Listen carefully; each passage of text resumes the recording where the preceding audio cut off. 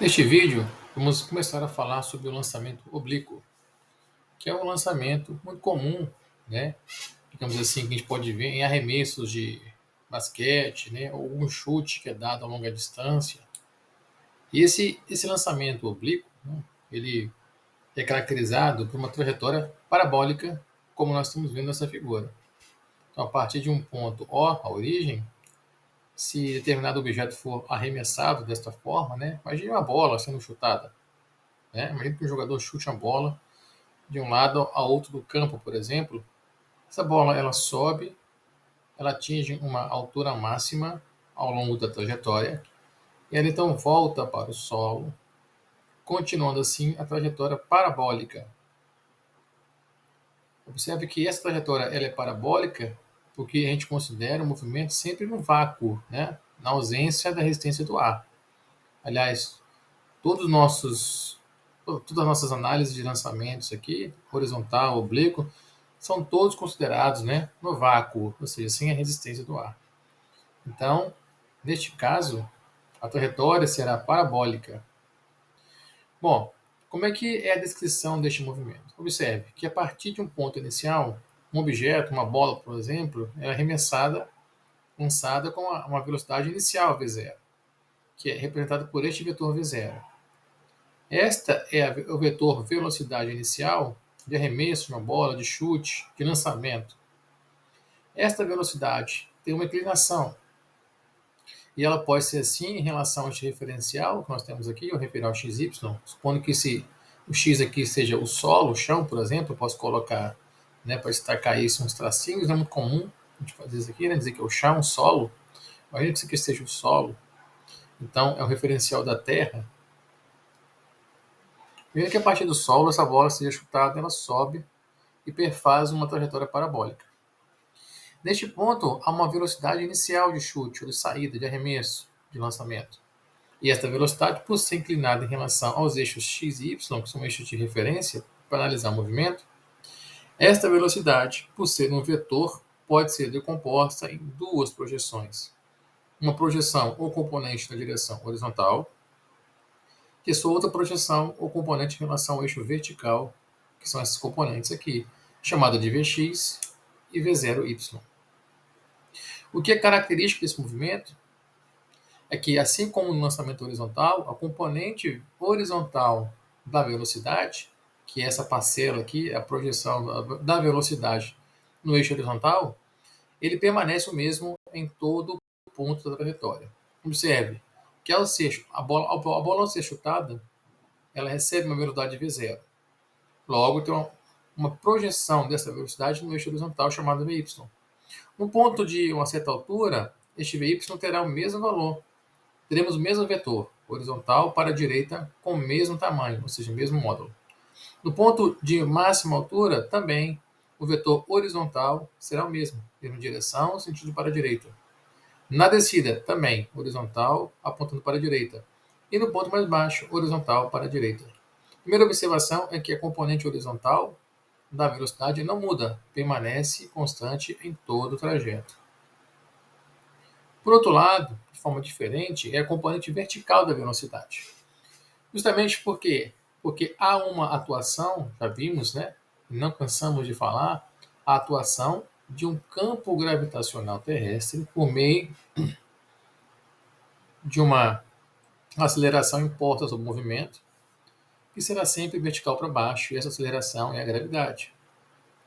À medida que essa bola sobe, então, ela ganha, né, uma certa altura a partir do solo, ela, ao mesmo tempo, sofre a ação dos efeitos da aceleração da gravidade, devido ao campo gravitacional terrestre.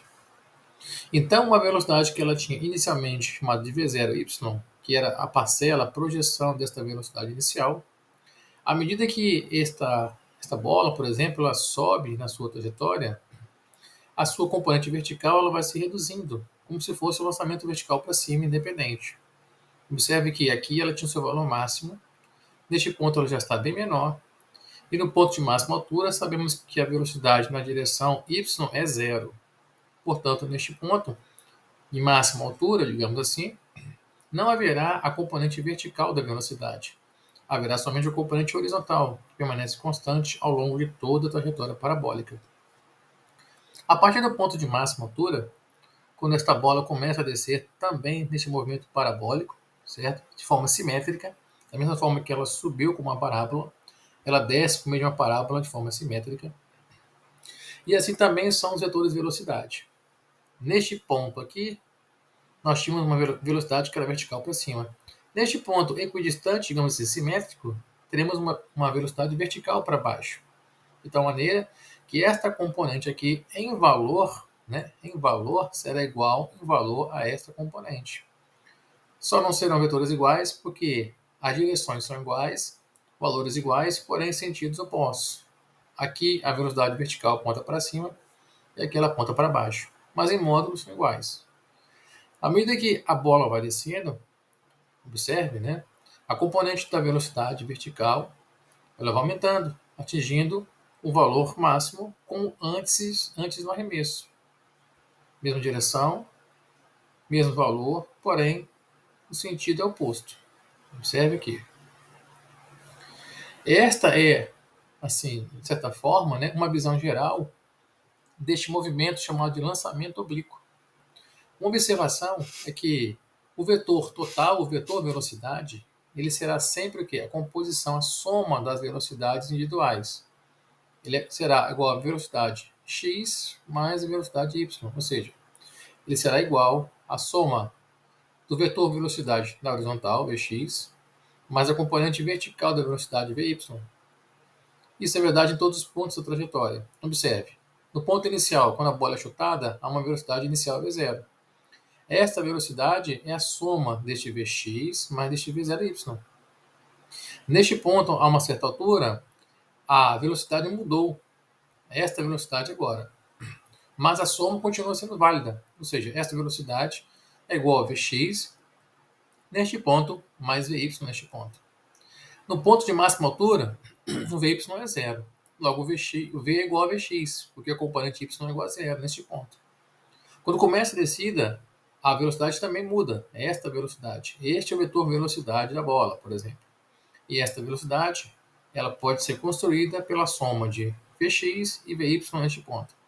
Também no ponto, ao chegar no solo, a velocidade final, que é este V aqui, que em módulo é igual a de arremesso ou de chute, porém tem direções e sentidos diferentes, mas o valor é igual em módulo. Mas este vetor velocidade é a soma deste vetor Vx mais o vetor V0y, que agora aponta para baixo. Então, o vetor velocidade total, a velocidade mesmo, né, deste objeto, desta bola, por exemplo, chutada, será sempre em todos os pontos, vetorialmente, igual a que a componente vertical da velocidade Vy mais a componente horizontal da velocidade Vx. Sempre em todos os pontos dessa trajetória, a velocidade vetorial é a soma de Vx mais Vy. Vamos analisar cada movimento de forma separada. Movimento na vertical e movimento na horizontal. Esta é uma forma didática e fácil de estudar, também inteligente, para depois fazer a junção dos dois movimentos. Porque vale aqui também, né, aquele princípio da simultaneidade ou independência dos movimentos. Aquilo que acontece na horizontal, ele ocorre de forma independente da vertical.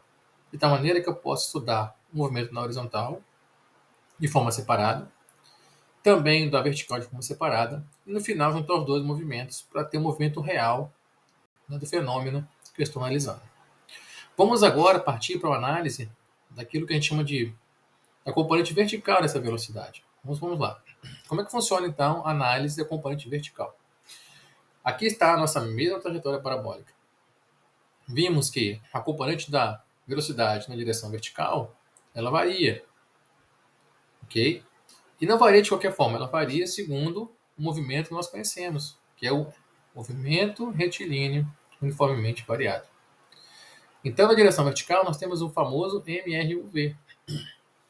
E aqui, obviamente, isso acontece em função da aceleração da gravidade G, que atua em cada objeto que faz essa trajetória parabólica. Esta aceleração da gravidade impõe, então, uma variação de velocidade do vetor velocidade na vertical. Ele parte de um valor máximo e vai sendo diminuído à medida que o objeto sobe, até atingir um valor zero no ponto de máxima altura, e aí começa a inversão desse vetor velocidade. É assim que funciona. Ora, se o movimento vertical é um mRUV, vale as equações do mRUV, que são essas aqui, que já vimos em vídeos anteriores. Vale a equação da posição, só que ao invés de usar essa aqui, nós estamos usando o y, né? Só para, digamos assim, referenciar com o eixo y, mas é a mesma coisa. Da velocidade, observe que as componentes aqui estão falando que é Vy somente, V0y mais aceleração, que nesse caso será GT, por exemplo. Porque a aceleração na vertical sempre será G. E Torricelli também está aqui. Então, podemos assim utilizar as equações do movimento retilíneo uniforme, está aqui, aplicada de forma isolada ao movimento vertical. Ok? Então, esta é a característica da componente vertical da velocidade. Um detalhe: no lançamento oblíquo, o oblíquo quer dizer que há uma inclinação.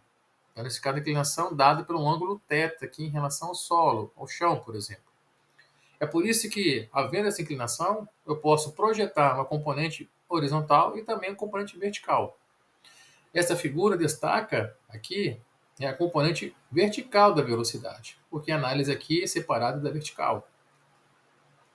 Como é que eu obtenho essa componente vertical? Já vimos isso em vídeos anteriores. Esta componente aqui, este comprimento, é igual a este comprimento aqui. É isso?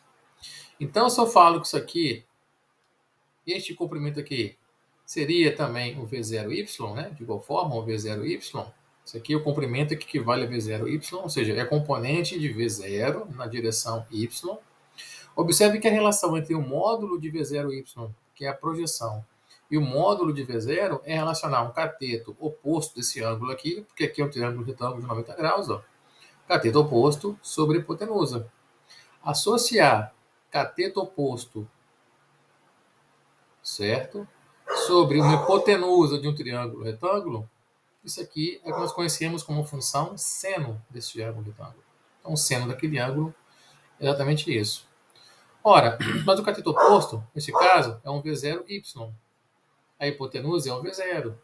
E aqui nós temos o seno do ângulo θ. Logo, eu extraio que a componente V0y, ou seja, a componente de V0 na direção y é igual a V0 vezes seno de θ. Então está assim definido, né, a componente, digamos assim, na vertical do vetor velocidade. Seria V0 seno de θ. Ok? Então, o que isso vai implicar nas equações? Vai implicar que essas equações vão ter que ser modificadas. Por exemplo, este V0 aqui será o quê? Eu posso escrever como sendo Vy é igual a V0. Quem é o V0? É V0y, está aqui. Ó. Será um V0 seno de θ, digamos assim, mais aceleração, que no caso é gt, por exemplo. Observe que este V0y ele pode ser substituído por esse termo justamente por ser a projeção na direção horizontal, ou vertical, perdão, da velocidade. Esta é uma análise do movimento unicamente na vertical. Podemos assim usar de forma didática esse movimento. Né? Vejamos agora a questão do movimento na horizontal. Observe o seguinte, diferentemente, né, digamos assim, do que ocorre na vertical, o vetor velocidade na direção horizontal ele não muda de valor. Ele permanece o mesmo. Não só o valor, mas o próprio vetor é o mesmo vetor, só trasladado daqui para cá. Então, o vetor Vx ele é igual. O vetor é igual. Se o vetor é igual em todos os pontos, é porque o seu módulo é igual, sua direção é igual, seu sentido é igual em todos os pontos. São vetores idênticos, o mesmo vetor. Como na horizontal não há uma aceleração, ou seja, na horizontal nós temos o famoso movimento retilíneo uniforme. Porque não há aceleração na horizontal. O movimento se dá de forma uniforme. Ok? A componente horizontal do movimento, da velocidade, no lançamento oblíquo, ela se dá por meio de um MRU. O vetor velocidade ele é constante, está aqui. O vetor é constante. Tá? O vetor é constante. E o seu valor também é constante por consequência. E como é que eu acho o valor deste vetor? É a projeção, é a sombra deste vetor V0 no eixo X. Como fizemos a projeção no eixo Y para o caso vertical, basta fazer a projeção no eixo X. Então, cabe a nós, digamos assim, encontrar quanto vale, né, esta projeção, quanto vale esse segmento aqui. Ora, sabendo que aqui temos um triângulo retângulo, quando eu associo este lado do triângulo retângulo, que é chamado de cateto adjacente ao ângulo θ, o cateto adjacente sobre a hipotenusa, que é V0, me dá aquilo que nós temos como cosseno do ângulo. Então, o cosseno de θ, naquele triângulo ali, será igual ao quê? O cateto adjacente dividido pela hipotenusa. Neste caso, o que é um cateto adjacente? É o valor de Vx, é o valor de V no eixo X. Então, tem aqui cosseno de θ é igual a um cateto adjacente, que é Vx, sobre a hipotenusa. A hipotenusa justamente é o valor de V0. V0. Colocando V0 aqui, daqui se extrai que a componente Vx é igual a V0 vezes o cosseno de θ. Daí sai essa relação aqui, ó, que o Vx, o valor de Vx, ele vai ser o quê? Vai ser o valor inicial V0 vezes o cosseno do ângulo de inclinação que esse vetor faz com a horizontal. E assim nós temos, então, a obtenção deste valor, o valor de Vx, que é justamente isso aqui, ó, Vx, né, que está aqui indicado também. Nós só deduzimos essa expressão aqui para você saber de onde vem isso. Ok?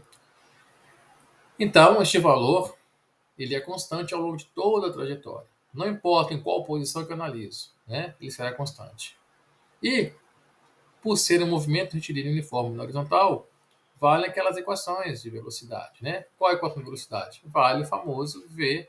Opa, só um minutinho. Vale o famoso velocidade é igual a ΔS sobre ΔT. Se eu considerar o eixo horizontal, eu posso falar que isso aqui é igual a ΔX sobre ΔT. Só isso. Ora, mas quem é ΔX? É x final menos x inicial, x0. Sobre o quê? Tempo final, instante final e instante inicial. Se eu considerar que o movimento se dá de tal forma que ele parte no instante inicial igual a zero, na posição inicial igual a zero, na origem, estou chamando isso aqui de origem, daqui para cá ele percorre um x. Então eu tenho o quê? Eu tenho a seguinte construção. Daqui eu posso ter que a velocidade na direção x, que é o que eu estou calculando, Vx.